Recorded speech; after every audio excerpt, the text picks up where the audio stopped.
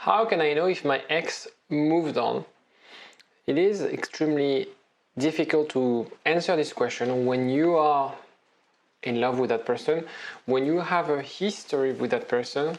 It's also very hard because unless you know this answer for sure, you don't know whether you should give up, whether you should fight for your ex, what sort of thing you should be doing in order to convince them to get back together.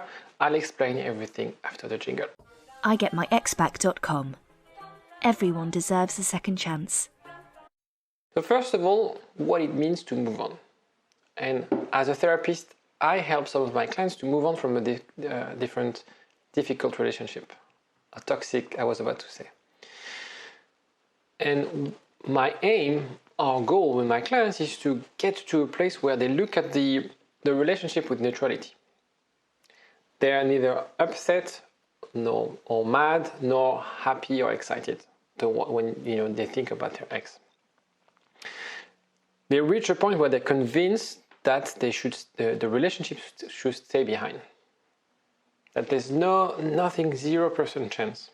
Because there's always like 5%, even after months, and we'll discuss about the timeline in a minute, where they're still reconsidering back in the head unconsciously. What is also important if you want to move on is to find a new balance. That's why I think therapy is really helpful in that sense, is how can you reshape your current life and find a new balance. Because as you lose someone who was very important in your life, perhaps one of your priority in your life, losing that person means that there are a lot of things to reconsider, a lot of things to rebuild around you to find that balance, okay? All of the above, which are essential if you want to move on, which to me is the definition of moving on from a relationship, all of these require time. You can't move on from a relationship. I'm talking about strong relationship, something that was mutual, where you loved each other, where you had future together. It requires a lot of time to move on from that relationship. The problem is sometimes signs are misleading. You might have heard from your ex, I don't love you anymore. I'm listing the worst case scenario. They blocked you. They're dating someone. They're talking about you badly to friends you have in common. In order for you to understand whether your ex moved on, it's very important for you to understand few facts about dumpers and their psychology. And unless you understand those things, you can't really know for sure whether your ex moved on. And again, as I said, that's applicable if your relationship is recoverable. If you're not sure whether your relationship is recoverable, I put together a quiz for you to test this right away. It takes 3 minutes. It's totally free, but at least you are sure that what I'm about to say next is applicable, is relevant. Otherwise, you're wasting your time and you're wasting your energy learning things that are not useful to you. So the fact number 1, dumpers move on quicker than dumpies. Yes, because the breakup happened before for them. They thought about the breakup before you knew it. So sometimes we have this feeling that, we're not lovers anymore, we are flatmates, we're roommates. You know that something was wrong, but the idea of the breakup came before in their mind. And so they have time to plan their new life while you were together. But, as I said before, moving on doesn't mean right away. I'm going to talk about timelines after. So, of course, you will move on after them. They will move on before them if you don't manage to get back together. But it doesn't mean that in a week or two, they will move on. Fact number 2, dumpers are still in love. I see that every single day. That's a constant. That's a fact. Don't challenge me on this. It's a fact. Most of the breakups happen the result is because of a lack of communication, a clash in attachment, lack of intimacy. Then you have other lists, but I think these are the 3 main ones. The above have nothing to do with love. Nothing to do with love. It's nothing to do with compatibility, nothing to do with attraction. Sometimes we feel like, there's a loss of attraction, but that's the outcome. That's the result of something that happened before. It has to do with what I call the relationship functionability. And that's what I do with my clients, is really helping them to function. When you do couple counseling, I don't do that a lot anymore, but when I used to do a lot of couple counseling, what I helped my clients to do is to function, to be a team. It has nothing to do with feeling. I can't, as a relationship counselor, I can't make people fall in love. What I can help them to do is to function, is to work as a team. Okay? So don't think that your ex is not in love with you. Sometimes they would lie, saying like, I don't love you anymore, because you don't want to listen to their request for space, for time. And they would push you, and I'm going to explain this afterwards. But most of the time, 100% of the time, of the people where the relationship is recoverable, okay, dumpers are in love. They still have something. They're not insensitive towards you. Fact number 3, dumpers lie. The escalation phenomenon that I introduced before. For example, you protest. You don't want them to dump you, and so you'll spam them. They push back. No, I need my time. I need to break up. I need this for me. You try something else. They say no. You go. They close the door. You jump from the window.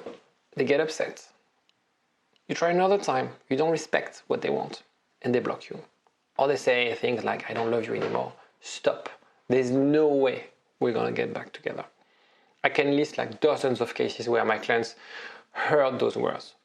There is no way we're gonna get back together.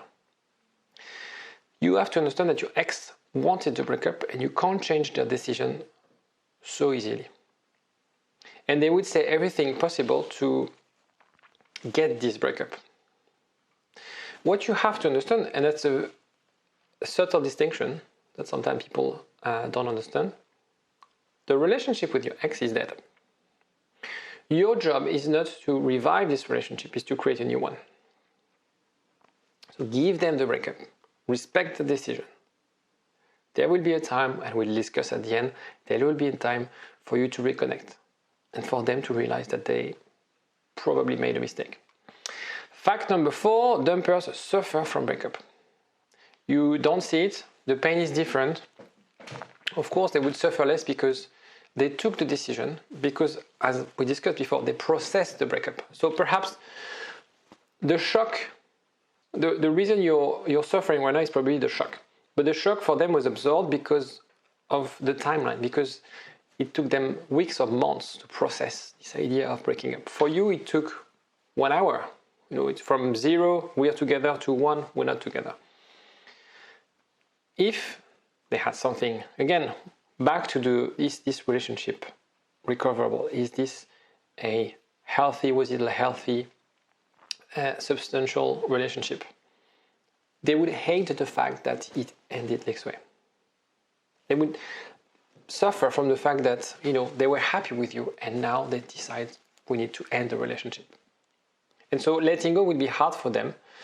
Of course, it's easier because it's a bit like when you are seasick. Let's say you're both seasick and you're on a boat. The one on the steering wheel will be less sick than the one who's not, because he can control. Okay, I don't know if the image is a good one. Let me know in the comment section if you think the image of the boat and being seasick is relevant. But it's true that when you're in control, when you're driving, when you're on a boat, you're often less sick than the passenger because you can't control things. It's exactly the same in breakup. Okay, the environment is the same, but the perception is different because you control things. Now the timeline, so important. Maybe take some time or to note it down. If you want me to create a handout or something to help you out on this, let me know in the comment section. This is so important. Here is the timeline post-breakup. You have the breakup at the top. There's something I call unification. And then the Rubicon. Rubicon is basically a place where you can't go back. Once you pass the Rubicon, it's too late. I'll tell you, make a story about Rubicon and the story of Rubicon. Very interesting. If you like history and Roman Empire. Your ex wants to enjoy life after the breakup. Okay, that's their deep need. That's their desire. They would reflect on things.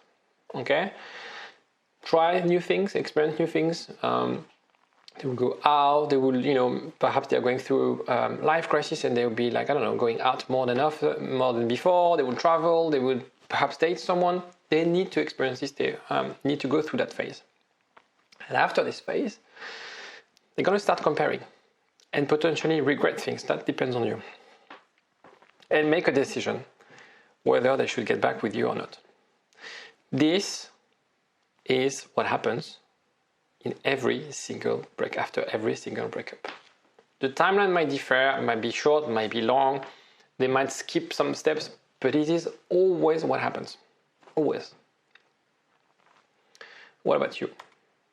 Let's take the needy approach. You see, the timeline is quite short.